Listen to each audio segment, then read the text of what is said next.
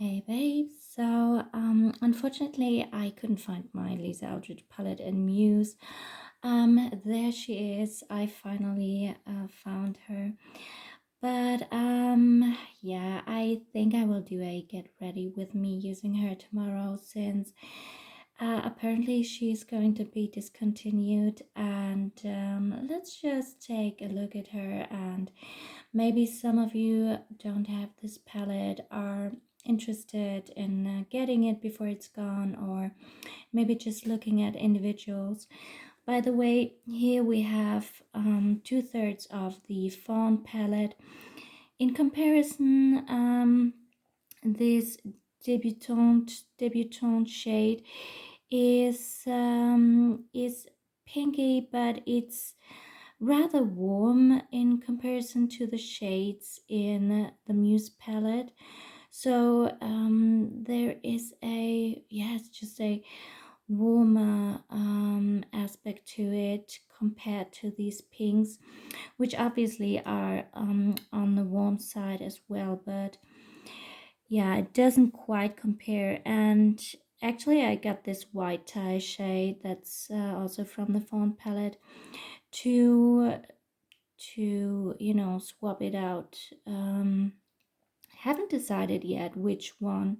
Maybe one of these shimmers, but these are actually more beautiful than you would expect. So they are more exciting than they look like in the pan. At least to me, they weren't as exciting, but I was pleasantly surprised wearing them on the eyes. And yeah, so since we're not doing a look today, let's just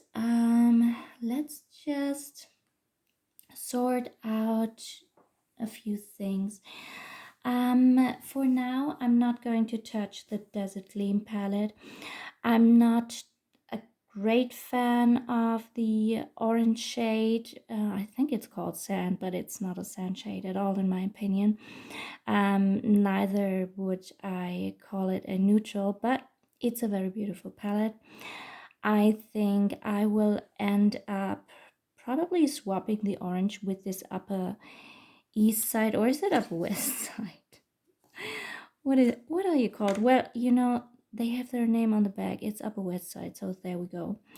I'll probably swap this one out and probably swap this one out just because it's also a bit more out there, and I will replace it with Madrigal from the Sorcery palette. I think that's what I'll end up doing, but for now I'll keep her just like this. And I'm also pleasantly surprised about more subtle looks, even though these shimmers, both of these are quite out there and very sparkly, high impact if you want them to be. But just a very soft dusting over the eyelids is serving a great everyday appropriate look. Very beautiful. So and there are some looks that I didn't expect from this palette. I also think that the Vega palette is quite well and coherently curated, and I haven't played with this one as much. I would say I grew a bit tired of cooler palettes, which is funny. For the longest time, I was chasing them, and I think, yeah, last fall, I think it was the brown cashmere palette by Dior that really got me going. Really got me fall in love with warmer neutrals again. So, but for now, we'll leave her alone. And I will also leave this one, as I said. But let me show you real quick. Last summer, I tried to talk myself out of Desert Gleam because of this one. This is the Naked Mini Foxy. What is it called? Just Naked Foxy palette. And this palette would still be my preference over the Desert Gleam. There is no doubt about it. just because it's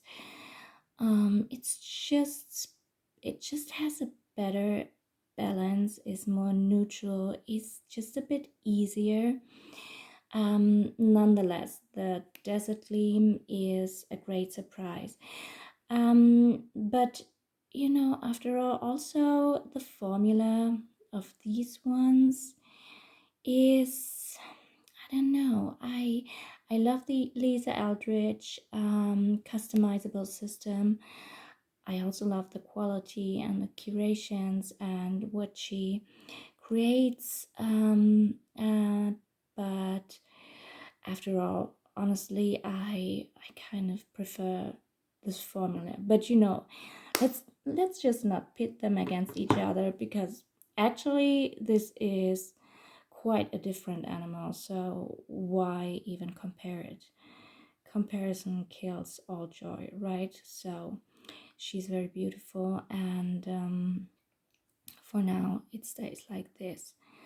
But by the way, I was very surprised how much of a very ochre shade this khaki one blends out into. So it's, you know, not your regular green. These ones stay. This one, the Muse.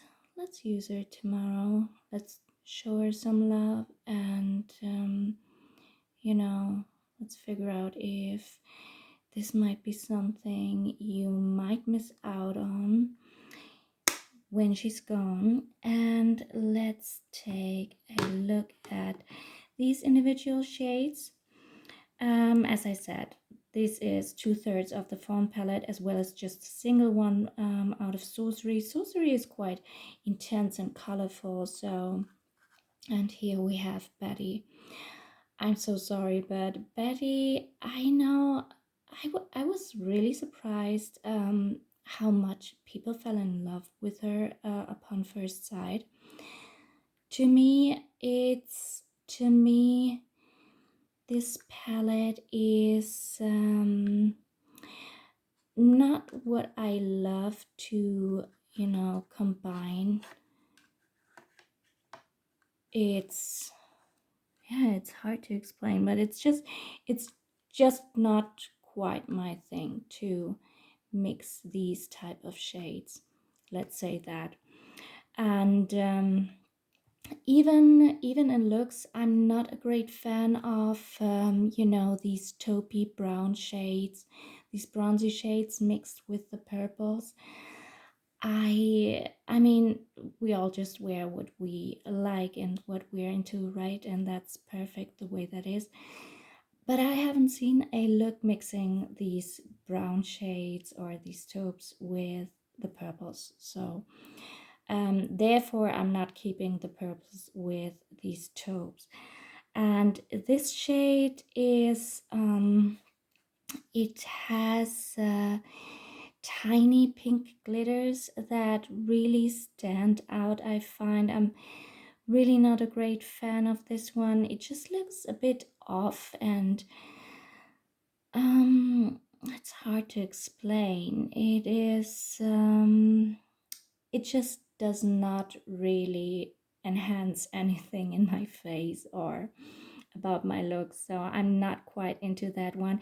It's more out there, it's more dreamy, maybe. To me it would be something like a festival kind of deal with the pink glitters. However, yeah, you know, I do really like the purple look I get from these two shades here. I haven't played too much with the rusty orange here.